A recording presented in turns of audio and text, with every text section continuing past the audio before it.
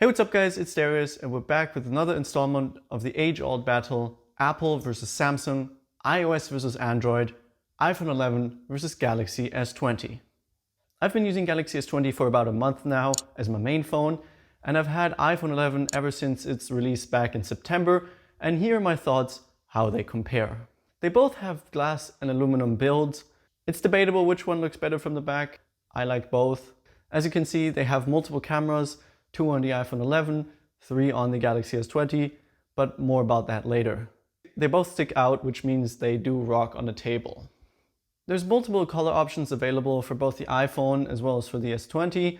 However, you do get more options on the iPhone, including this violet color, for example. Durability is about the same as they use similar materials, and they also both have an IP68 rating, which is nice. The iPhone just feels a little more solid though.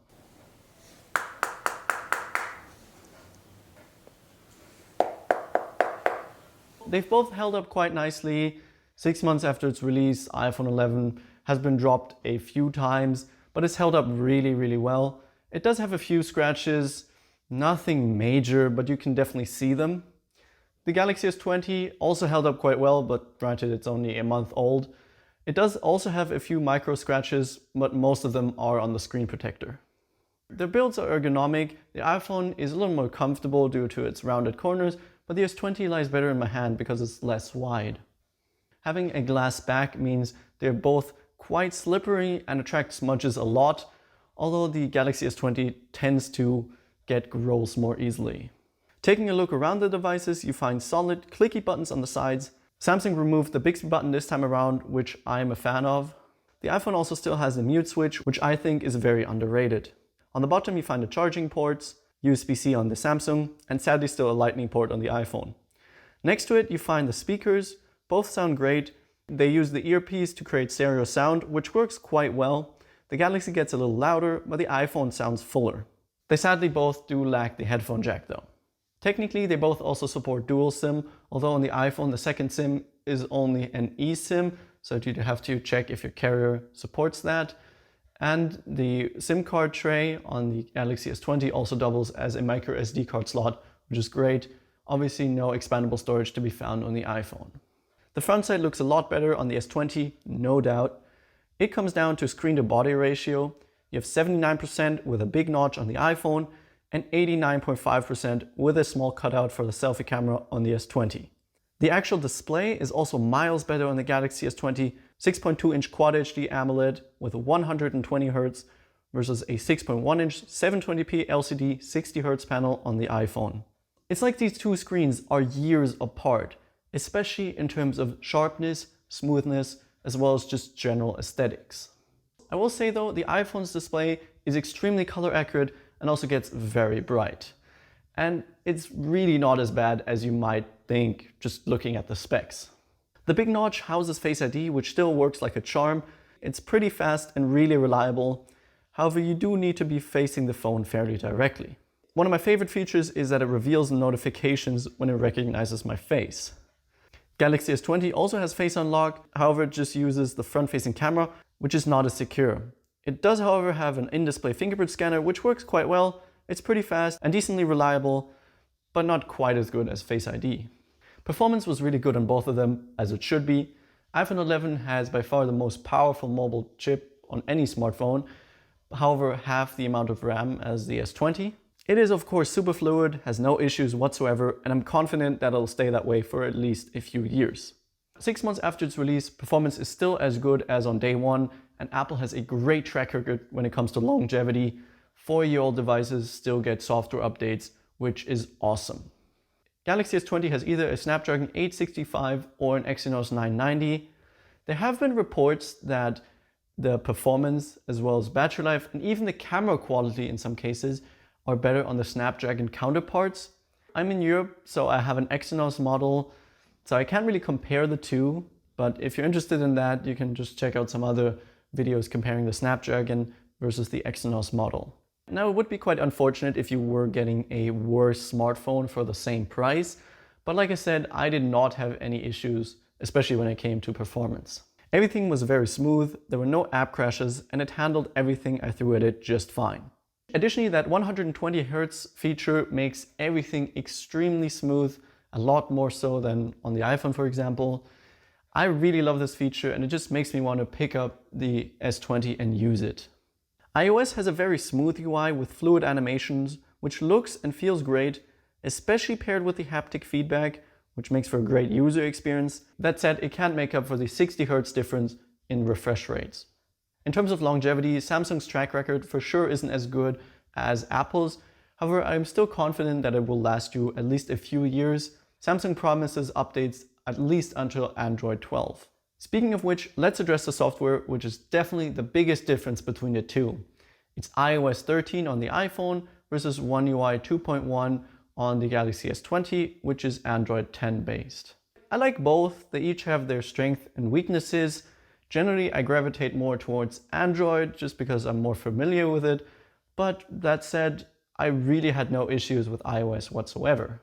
One UI is easier to use with one hand because most of the elements are located at the bottom part of the display. Notifications are much better on Android, quick settings are more convenient, it has an always-on display, and supports Samsung DeX, which sort of turns your phone into a desktop PC.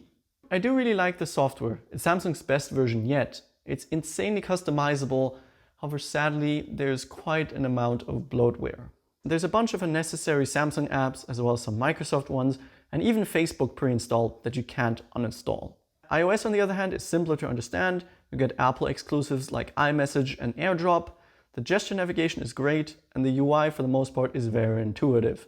By the way, Samsung completely copied Apple's gesture navigation, which I'm all for because it's just so much better than what they used to have. However, weirdly enough, it's still not quite as good as on the iPhone.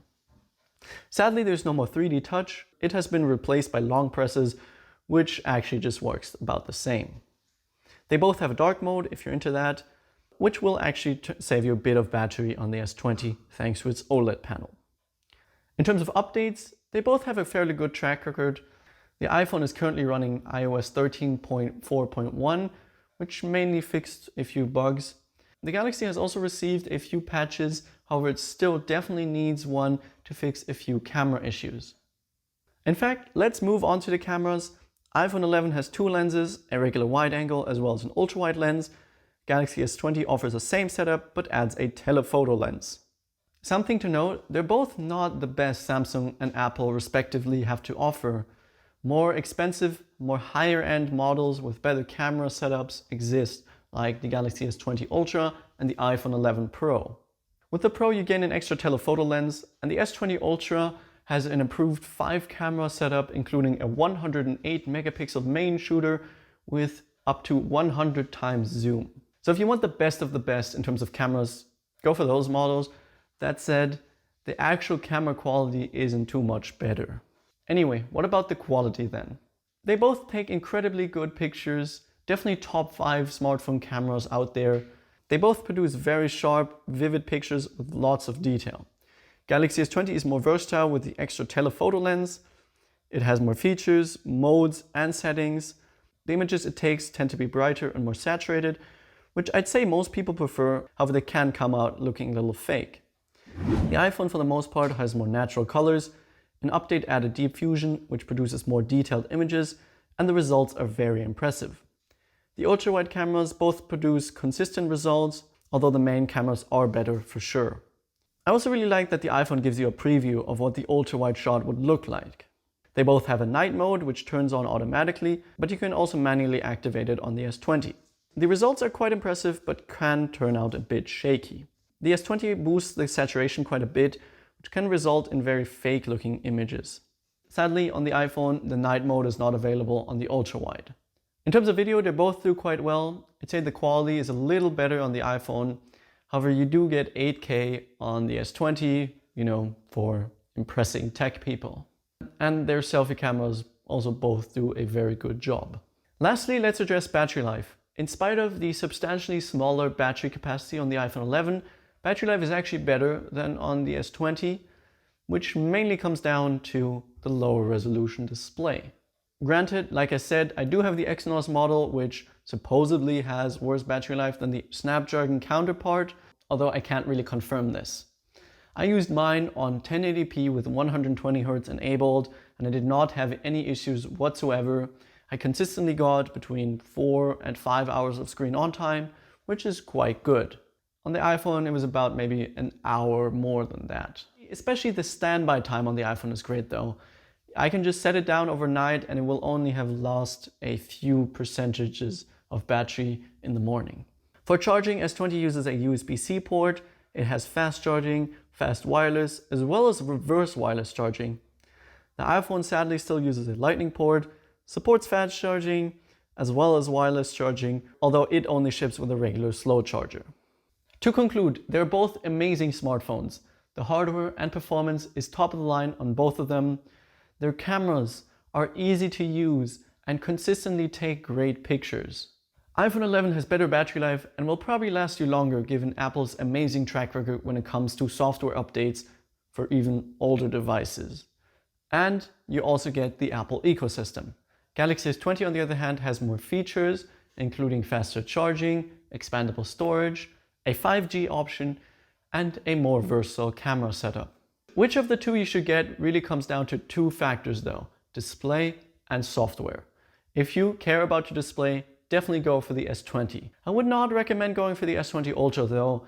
For most people, it's not worth the additional cost. If you really want an iPhone though and care about your display, you can also go for the Pro model, which has that better screen and that telephoto lens, so it might be worth the upgrade, but do know that the screen is still inferior to the one found on the S20. Software is personal preference. I generally prefer Android, but I was still quite impressed with how well I got along with iOS. That said, you really can't go wrong with either the iPhone 11 or the Galaxy S20. Thank you guys for watching. I really hope you enjoyed the video. If you did, make sure to smash the like button, leave a comment down below if you have any questions or feedback, and make sure you're subscribed and you've hit the notification bell to not miss my upcoming S20 videos. See you in the next one. Bye.